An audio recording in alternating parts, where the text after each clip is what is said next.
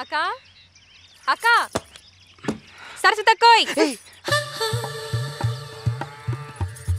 అక్క. ఏ సౌమ్య, ఏమిటి ఇలా వచ్చావు? ఊరికే నిన్ను చూద్దామని. దగ్గరలోనే ఉంటున్నావు, అయినా మా ఇంటికి రావడానికి నీకు టైం లేదా? అదే దగ్గర పోతున్నాం కదా. దగ్గర పోతున్నావా? మన ఇద్దరు టేస్ట్ ఒకటే నేను చెప్పబోయానంతే. గౌతమ్ తినెవరు? మా తమ్ముడు వైజాగ్ నుంచి వచ్చాడు. విన్నానులే. కొత్త వాళ్ళెవరితోనైనా మాట్లాడాలంటే నాకు కొంచెం సిగ్గు. మాటలే రావట, సిగ్గుపడిపోతారట. మీరు ఈ విషయం విన్నారా అక్క? నిన్న మన ఊరు టూరింగ్ టాకీస్ లో 3 అమ్మాయిలు మలయాళం సినిమా చూడడానికి వెళ్ళారట. థియేటర్ లో గందరగోళం అయిపోయిందట.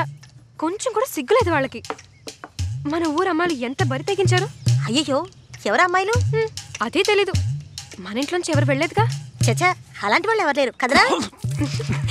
బావా, పెద్ద బావగారు అయ్యి ఉంటారేమో. నేను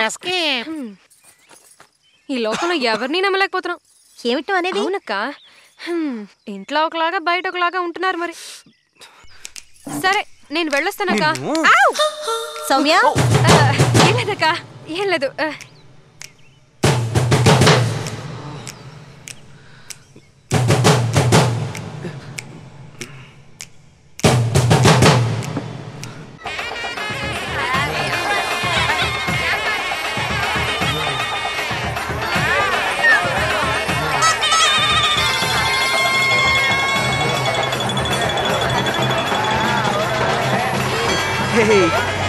బాగున్నా బాగున్నా.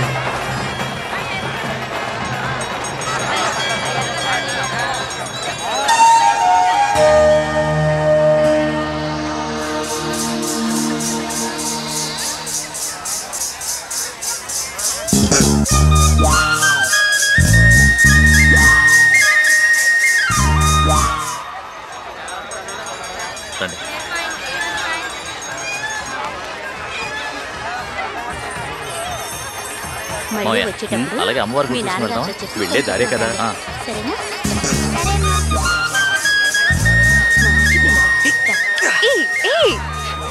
నీకేమైనా పిచ్చి పట్టిందా? ఎవరైనా చూస్తే? నన్ను చూడడానికే నిన్న మా ఇంటికి వచ్చావు. మా నాన్న బావ నా కోసం వెతుకుతారు. మీ నాన్న బావా ఎక్కడా? నువ్వు నాతోనే ఉన్నావు చెప్పనా? ఇప్పుడు నీకేం కావాలి? నీతో కొంచెం మాట్లాడాలి. చెయ్యొద్దులు. వచ్చే సంవత్సరం లోపు మండపాన్ని కట్టి. అమ్మాయి ఎక్కడా? ఎక్కడగా ఉండాలి? నీతోనే కదా వస్తుంది. ఏం చేస్తున్నావు? ఇప్పుడు నీకేం కావాలి? నేను నీకు నచ్చానా? నచ్చావు. నిజంగా చెప్తున్నావా? నిజంగానే చెప్తున్నాను. ఇక నేను వెళ్ళొచ్చా?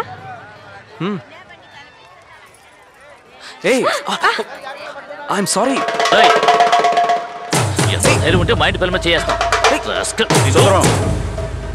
అతను వదులు, వదులు.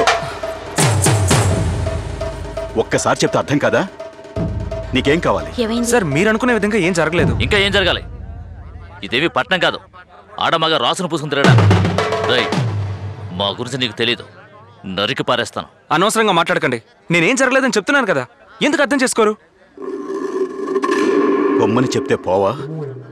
వెళ్ళిపో, లేదా గుడని కూడా చూడను. పీక కోస్తా.